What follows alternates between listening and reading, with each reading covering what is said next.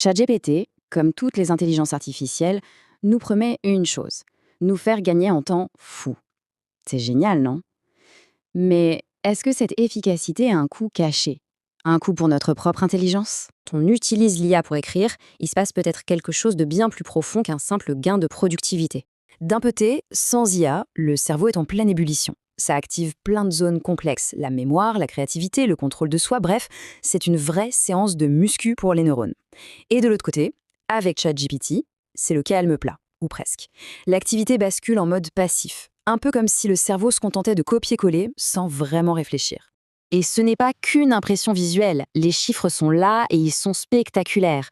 En moyenne, l'étude a mesuré une réduction de 55% de l'activité cérébrale chez les utilisateurs de ChatGPT. Je le répète, moins 55%.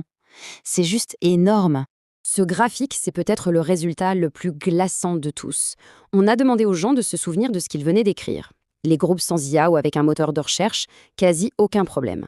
Mais le groupe ChatGPT, attention, 83,3% d'entre eux étaient incapables de citer ne serait-ce qu'une seule phrase de leur propre texte. C'est comme s'ils ne l'avaient jamais vraiment lu et surtout jamais vraiment écrit. En fait, les scientifiques ont un mot pour ça. L'agencivité cognitive. C'est ce sentiment, vous savez, d'être le pilote, l'auteur de ses propres pensées. Eh bien, ce sentiment s'effondre littéralement avec ChatGPT. Les participants avaient du mal à sentir que le texte venait d'eux, ils se sentaient déconnectés de leur propre création. L'IA nous offre une facilité immédiate. C'est un gain de temps et d'effort. Mais ce confort, c'est comme un prêt. À court terme, c'est super pratique. Mais à long terme, on risque de devoir le rembourser avec les intérêts. Une mémoire affaiblie, une pensée critique moins affûtée et peut-être même moins de créativité.